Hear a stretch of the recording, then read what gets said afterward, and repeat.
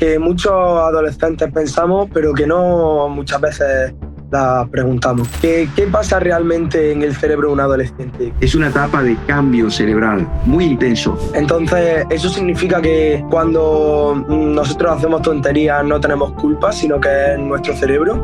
Porque en la adolescencia las emociones pueden tener mucha fuerza, Pablito. La ilusión y la comparación, el rechazo y la presión del grupo incluso. Bienvenidos a Cerebro Podcast Joven, un espacio donde hablamos de neurociencia práctica y salud cerebral, memoria, claridad mental y envejecimiento saludable, basados en recomendaciones y evidencia científica.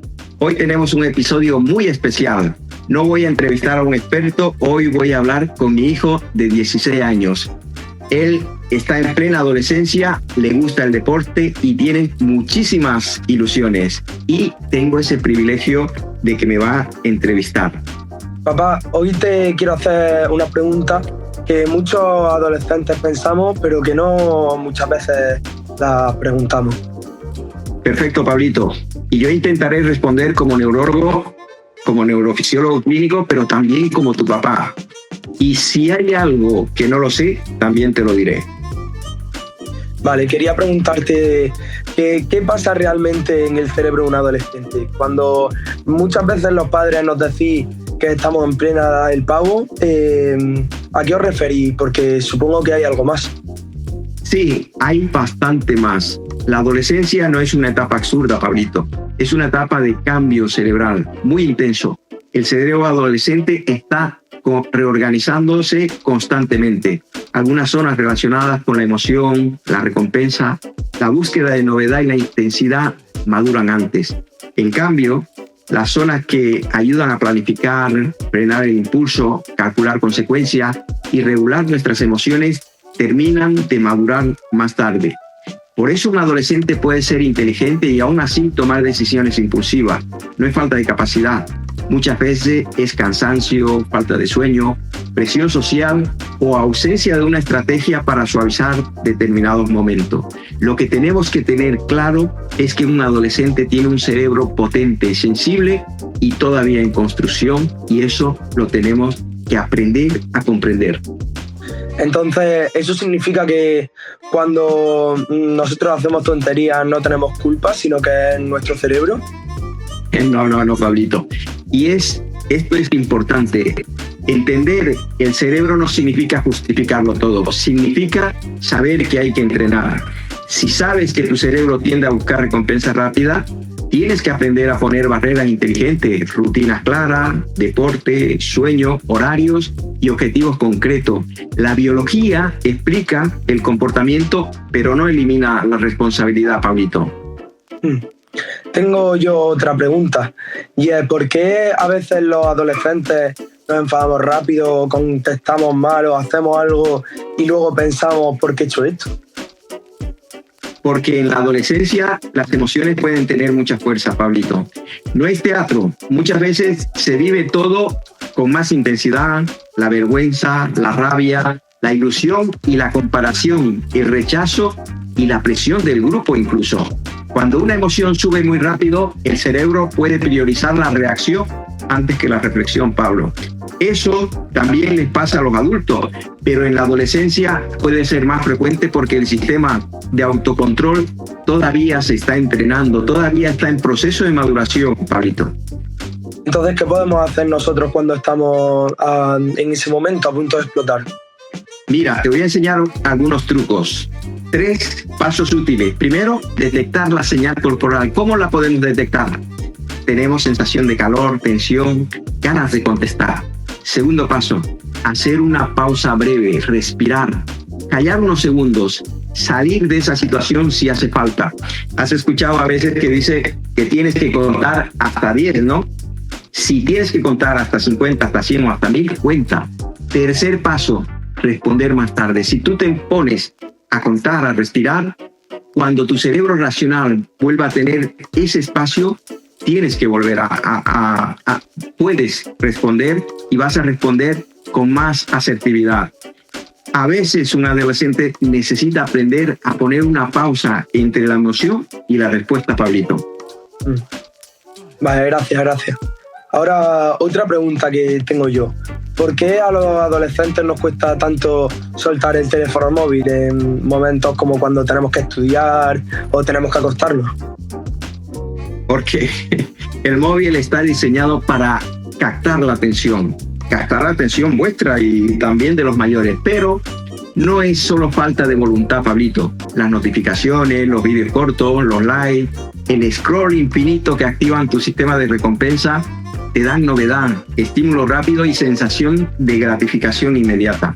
El problema es que estudiar, entrenar o leer o construir un proyecto importante no suele dar recompensa inmediata.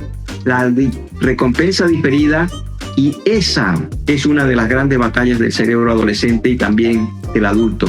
No se trata de demonizar la tecnología, se trata de que el móvil sea una herramienta y no sea el dueño de tu atención o el dueño de la atención de todos, tanto de adultos como también de las personas adolescentes como vosotros, Pablito.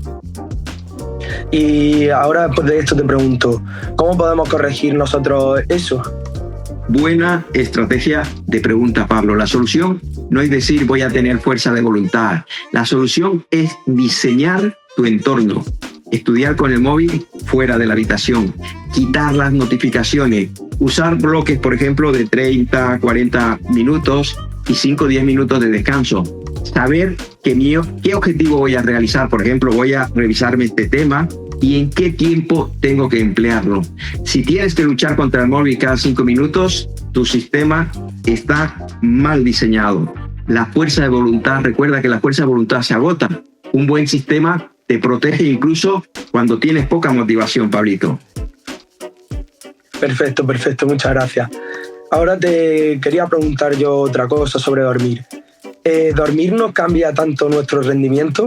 Porque muchos adolescentes pensamos que dormir poco no pasa nada. Pues cambia muchísimo, Pablito. Dormir no es perder el tiempo. Es una función biológica esencial para aprender, regular nuestras emociones, consolidar nuestra memoria y recuperar nuestro organismo, nuestro cuerpo. El adolescente es recomendable que duerma entre 8 a 10 horas por la noche. Y no es una recomendación estética. Dormir poco afecta nuestra atención, afecta nuestro estado de ánimo, luego no controlamos nuestra impulsividad, nuestro aprendizaje y nuestro rendimiento van a estar mermados. Si duermes mal, tu cerebro juega un partido con 1 o con 2 jugadores menos. Y eso lo tenemos que tener en cuenta, Pablito. ¿Qué es lo mínimo que debería hacer alguien de mi edad? 3 cosas, Pablo. Primero, intentar que a la hora de dormir no sea caótica. Segundo, sacar el móvil de la cama, sacar el móvil de tu habitación. Tercero, no usar la noche como tiempo basura para recuperar lo que no has organizado durante el día. La noche es de descanso, recuérdalo, Pablito. Perfecto. Pues quiero salir por otra parte yo y quería hacerte una pregunta. ¿Qué vale más? ¿Ser inteligente y tener talento o ser disciplinado y tener un método para todo? La respuesta honesta es que todo suma, pero no pesa igual en la vida. La inteligencia ayuda a comprender más rápido. El talento puede darte facilidad inicial, pero la disciplina, los hábitos, un método, un sistema son los que te convierten en una posibilidad o un resultado. Hay personas muy inteligentes que no llegan lejos porque no sostienen el esfuerzo. Y hay personas que quizás no eran las más brillantes al principio, pero construyen una ventaja enorme porque repiten, corrigen y no abandonan. Hay estudios clásicos, Pablito, que muestran que el adolescente con autodisciplina podía predecir el rendimiento académico incluso más que el cociente intelectual. Conviene no simplificarlo en exceso, pero el mensaje es práctico y muy sólido. Sin una autorregulación, sin un método, sin un sistema, la inteligencia se desaprovecha muchísimo. Entonces, ¿una persona con menos talento puede superar a una persona con más talento? Totalmente sí. Y esto sucede en la vida real, tanto en adolescentes como en adultos. El talento, la inteligencia y la disciplina sin hábito y sin un método se queda corto. La excelencia suele ser menos romántica de lo que parece. Dormir bien, entrenar, estudiar con un sistema, repetir lo difícil, aceptar correcciones y seguir aunque no tengas ganas, eso te va a llevar a conseguir tu objetivo. La inteligencia te ayuda a empezar. La disciplina te ayuda a continuar. Y los hábitos, un método con un sistema, deciden en qué te conviertes, Pablito. Entonces, tú como médico, ¿qué recomiendas estudiar a un adolescente que no tiene claro qué camino seguir? Yo como médico y como persona, ante todo, recomiendo estudiar algo que te nazca del corazón, algo que te guste, algo que te apasione, porque es en lo que tú vas a trabajar el día de mañana.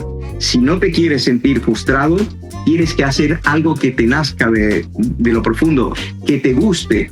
No hagas cosas porque hace papá, o no hagas cosas porque te diga papá, o no hagas cosas porque está de moda y a ti no te gusta. Nos tenemos que meter en la cabeza que tenemos que hacer algo que nos agrade, porque va a ser nuestro futuro, porque si no vamos a trabajar con frustración total, mi vida.